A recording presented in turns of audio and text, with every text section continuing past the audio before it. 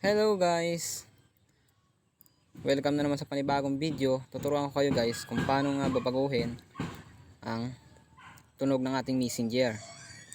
Sa hindi pa nakakaalam guys kung paano baguhin, susundin nyo lang ang aking mga step. Una guys, punta kayo ng messenger. Tapos pindutin nyo itong tatlong dot sa taas o settings. Punta kayo dito sa notification sound. Tapos dito guys, pinutin nyo to, click nyo to. Dito guys, click nyo to guys oh. So guys, select from files. Select nyo yan. Ito guys, pili kayo ng kanta na gusto nyo. Yari ito guys. Pwede naman ito guys.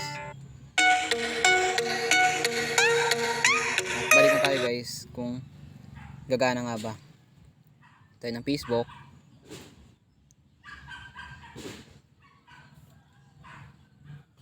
Tapos tingnan kung gagana nga ba.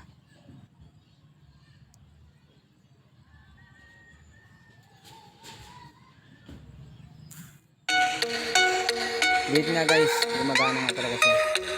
Pang-share na ito guys sa ibang mga kaibigan nyo, sa mga hindi pa nakakaalam, i-share ang video. Sana guys, ma-support ang video guys.